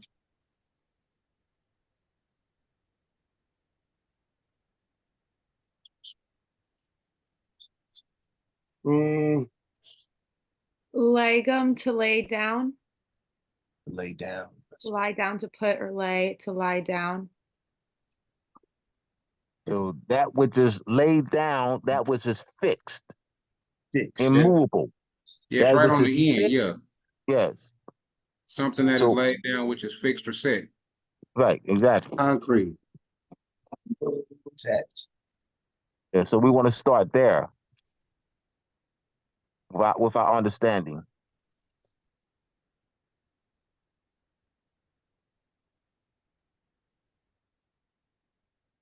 This is good, man. This is good. We need Hold this on, is good. let me This is look. good. We got a lot of participation. Participation makes a more effective class. Law. Well, that's a big definition. And you want to know the etymology, though, not the definition. Let's see.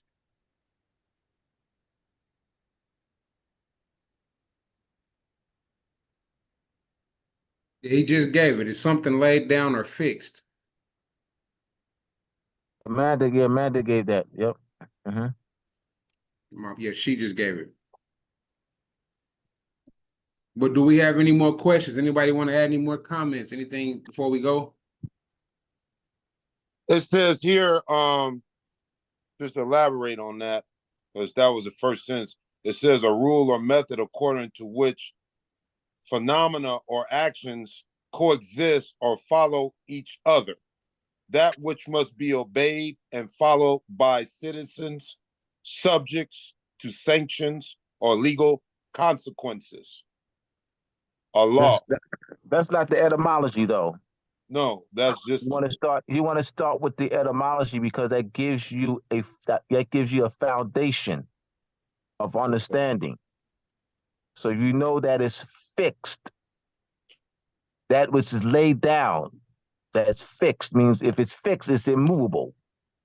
That which is laid down. So you start with that base understanding. Okay, I got you.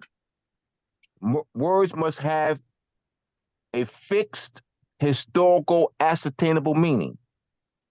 Fixed. So if it's fixed, this means what does fixed mean? If it's fixed, what does that mean? What does that put in your mind? Fixed. It's going to get into that, brother. It's attached. We definitely going to get into it on my astrology class. Prepared. No. I'm saying let's stay with that. Let's stay with the. I just want to stay there right now. We're staying here right now with fixed. When something is fixed. Well, concrete, solid, permanent. When we think, unchangeable, can't be moved. Okay, Concrete. if you go into the more common law sense, it's the customary law of a nation or a state in which is permanent and fixed to that group of people. Yes. Sound like tailor-made. It's the customary law. See, when you dealing in nationality, we dealing with customs. So we talking about something that is permanent to these people that you cannot change their condition or their status. We talking about permanent. I was eating, that's why I couldn't answer. So when we think about nationality, it's a permanent condition that's fixed, that cannot be removed.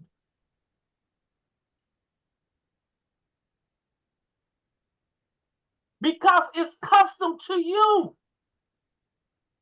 This is why treaties, in dealing with treaty rights and treaty benefits, is so important, because our forefathers left us an inherent right to the treaties. It's permanent. Nobody else can change our destiny and change our conditions. It's permanent.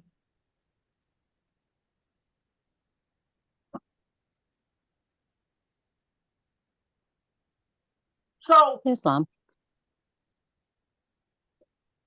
So I thank Brother Akono and Brother Abdullah Shim and everybody that's participating, because when we blow the horn, we got something that we can say that's concrete. We know the perpetrators. We know how they facilitated and maintained this through language. And then they call it voluntary when it's not. Because nothing can be voluntary if it's not based in truth. Islam. Can you say that again? Nothing can be voluntary when it's not based in truth. Wow.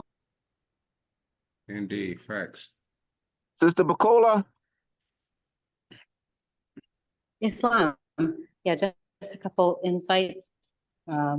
Also gratitude for the input, information, people's attempt, because I have attempts when I don't know exactly what something is. I just attempt, and it's a good thing anyway. Couple things. When you speak of law versus legal, I guess for my time in reading and so forth, law, as in when I think of that, I think of the laws of the universe that doesn't change, like gravity on this planet, Planetia. So I think of the natural laws that don't change, that are fixed. And then I think of when it comes down to legal, legal seems to be those things within a society, within a designated group of people that the citizens would, as the brother was expressing, that's exactly what I was holding to say, but I'm not looking in the book. But basically, that's what I believe it is as well, and that is that the local laws and so forth that are placed upon the people and that the people agree to because of the leadership, the people that are making the laws. Laws do, at least their laws, legal things do change, and their laws kind of get amended. So there is a change to a law when it comes down to their system. And as far as the supreme law of the land, it's obvious. It's land, it's nation, it's the people, that land, and what they predecessors or their forefathers set down as, what it is today. But we know that things do change over time, depending upon societies. But when it comes down to like how we defend ourselves as heirs, this is going to be a very pertinent question of how we go about doing it, because we actually will not be attaching ourselves to anything new. We will be going back to what our forefathers and our ancestors set down. So I just wanted to bring that in. It was another comment that I had to make. Scheisse. Anyway, okay, if I think about it, I'll segue back in. But for the most part, that's what I just wanted to give the input on. Oh, that's what it was. I just remembered.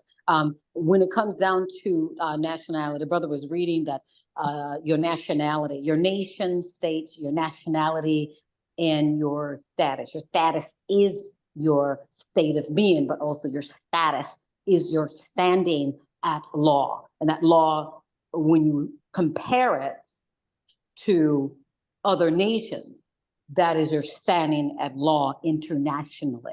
Now, one of the things that Brother Adula was bringing up before is that I think under the rights of indigenous people, there's a connotative language or usage there when it comes to nationality. As if I think it is, everyone has a right to nationality, and everyone have a right to change your nationality. So what the brother was saying is that has been inserted there in a connotative way, because you can not necessarily change your nation, your nationality, your birth nationality. They're trying to make it appear as though you can change your nationality when you geographically uproot yourself and go somewhere else, or your parents uproot and go somewhere else, and then now they become just Sango, they become just Soli. Yes, you have the right because you're born here up under that fictitious or artificial title of nationality, basically moving yourself somewhere. So I just wanted to bring that out, is that that's kind of what, this is the new thing that they're saying about nationality. It's a new thing when we know that your nationality can't change, because from just sanguinis can't change. Okay, you can't get a new set of parents after you've been here. Can't be reborn again. You know what I mean? You're already here. But I think it's up under that pseudo umbrella of going from one nation state to another nation state, and now I have an allegiance, and so now the naturalization process apply to me. So I have rights up under that. I think that's what's becoming murky, you know, with people not identifying with their blood birthright and their ancestors. So I yield. I just want to throw that in there. Let me make another distinction about legal. Legal is a proposition based on a condition of contract. Let me say this to you again. Legal is a proposition based on a condition of contract. Law is fixed and permanent to a nation or a state, as legal is a proposition in a condition of contract.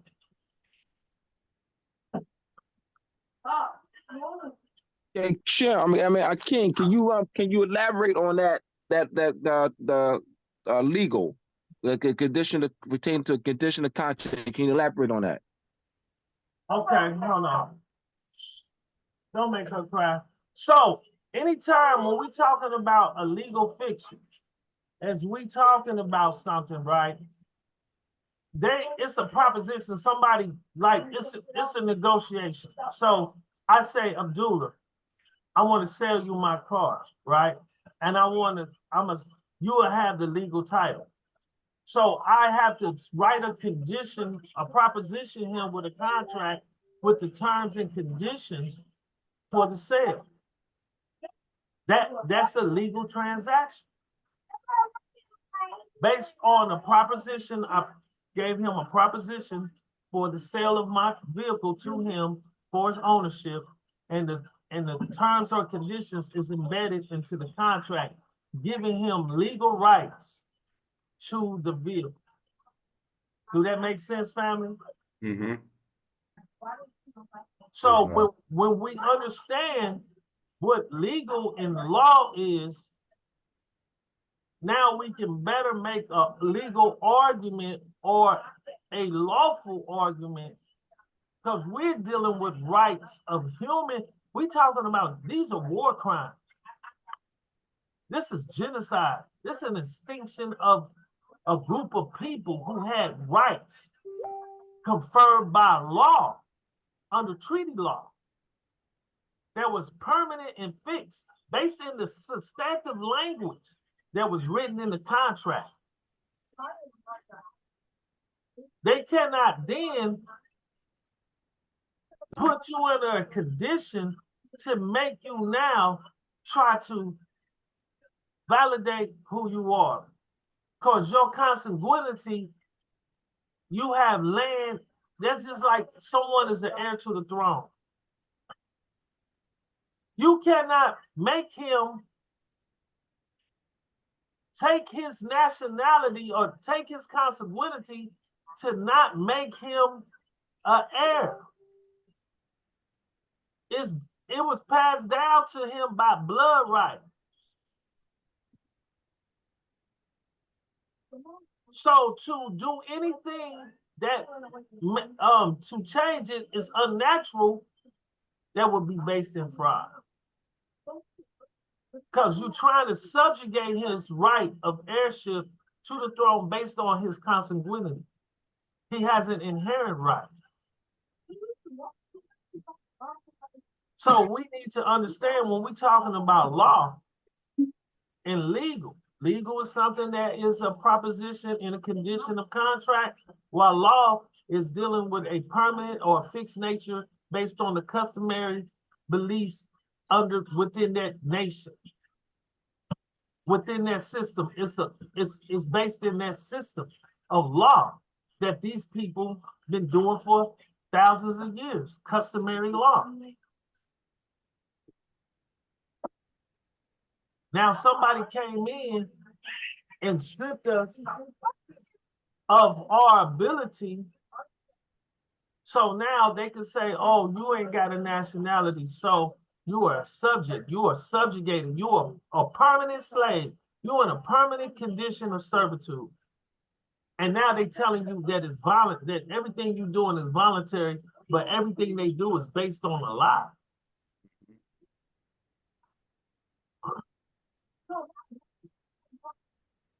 It's based on this race paradigm. And now we know who's the culprits.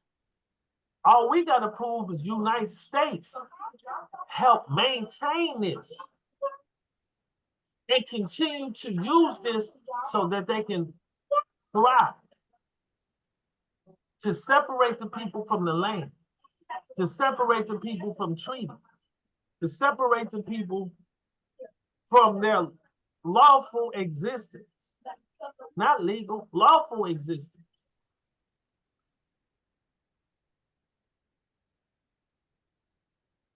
So you talking about perfecting a claim of rights.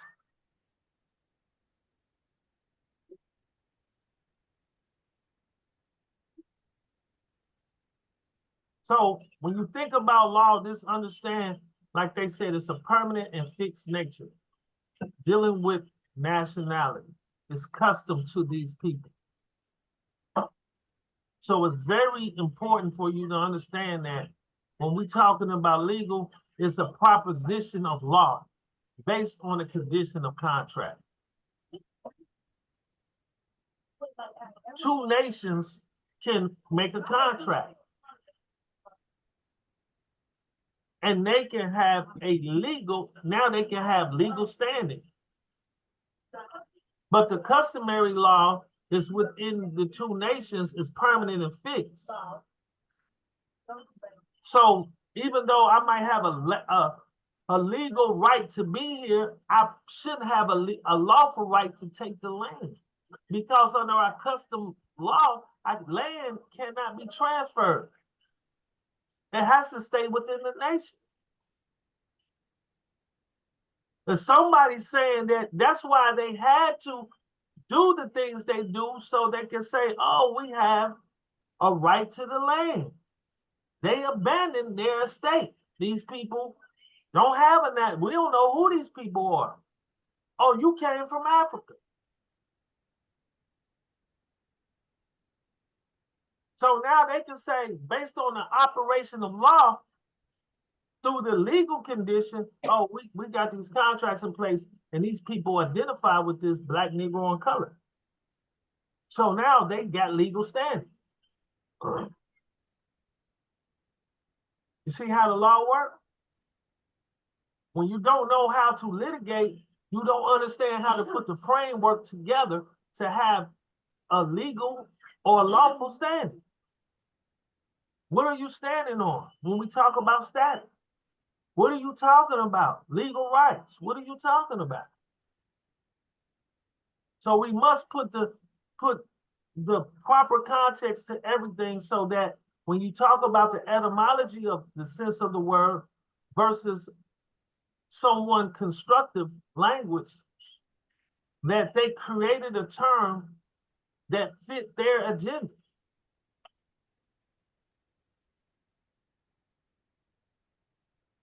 I yield, Pam.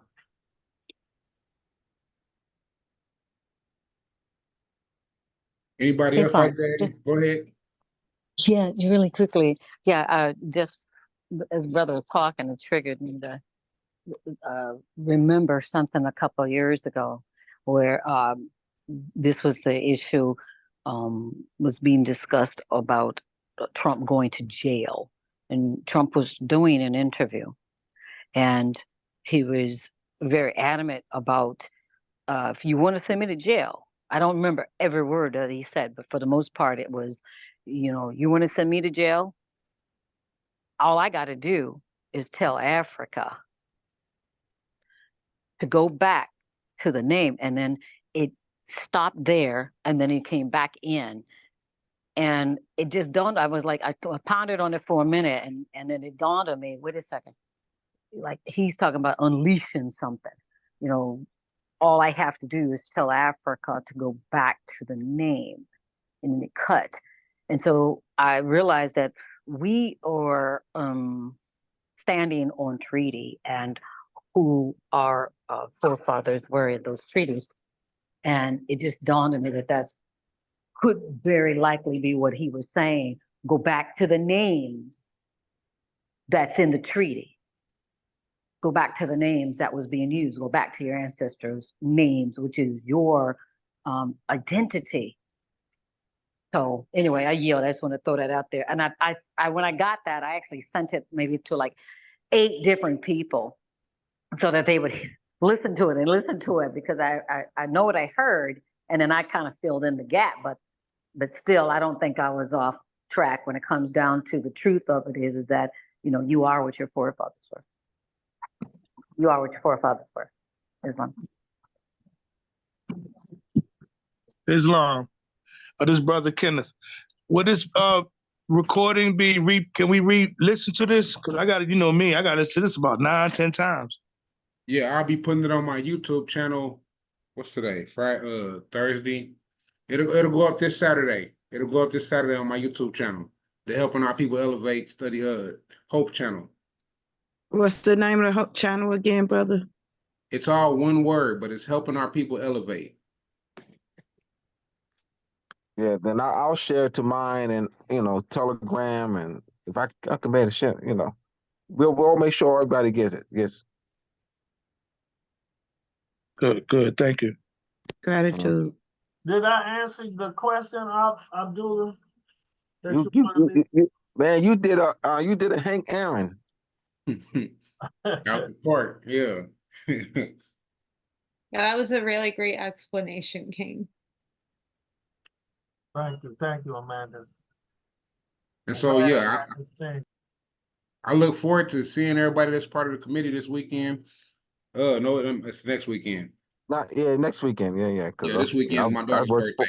I was on there working on it for 3 hours a day, getting ready. Well, yeah.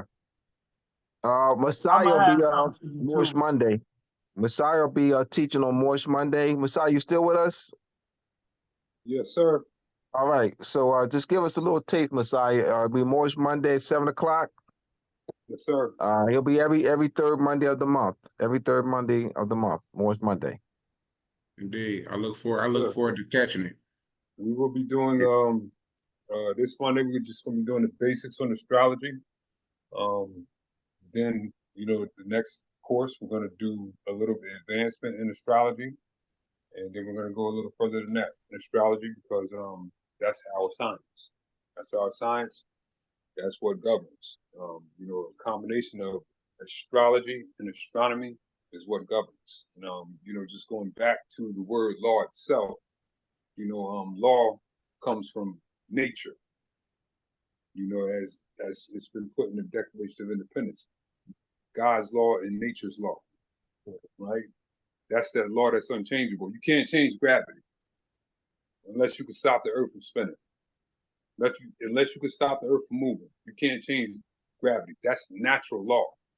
So the laws that are written, or natural law, are written in conjunction with what goes on with nature. So we're gonna touch on that in astrology.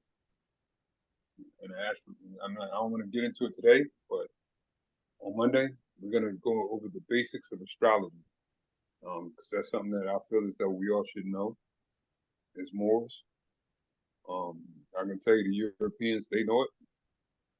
They know it very well, and they use it, because we don't.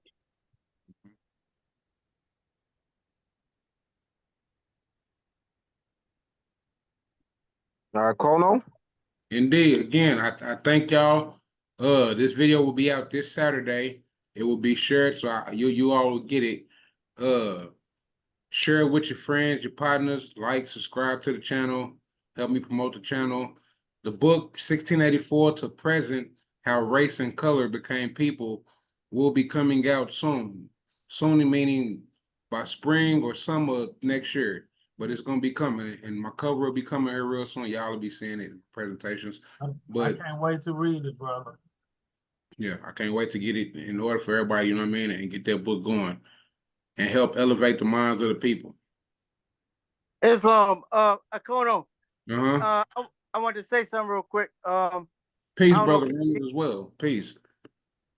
Peace, bro. Can you hear me clearly? Yes, sir. Okay.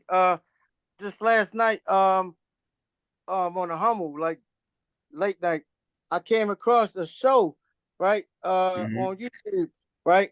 It was called The Moor, the Mason, and the Alien, right? And they had this brother on there called, I think his name Moors in America, and this I guess so-called, white guy Caucasian. His name Richard Smith. I think a few people might have heard of him before because he'd be writing on the Moors and stuff like that, right? And then the brother that was hosting it, his name was the Master Student.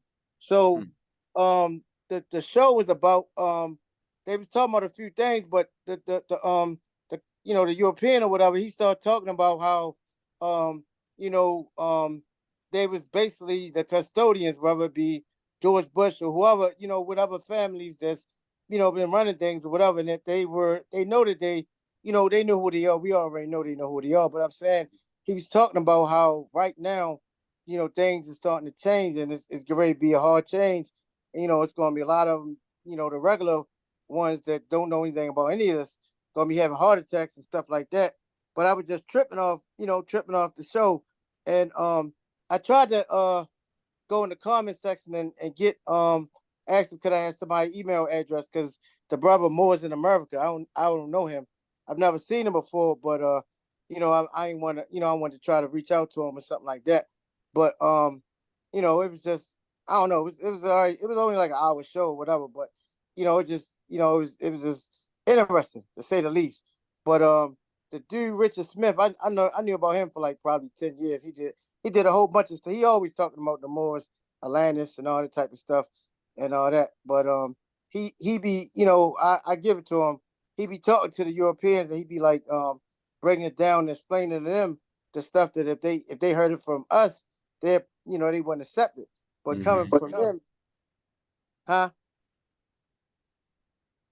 I'm listening. Go ahead. No, that's all. I was just tripping off the show, but it was just something, hearing him talk about how they the custodians and this is our land, and they know what it is really, and they hiding the truth and all that stuff.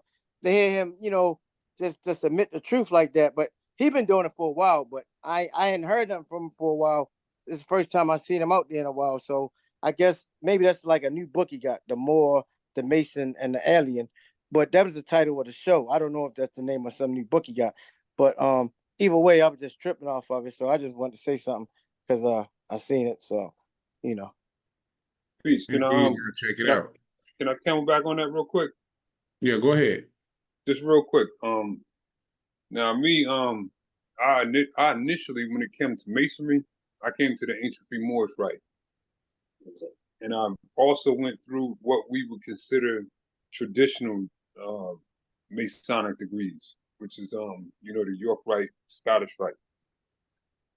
And I could tell you like this: before I even came into what they call the traditional degrees, with what I got from the Moorish Rite and coming across European Masons, they would be asking me for light.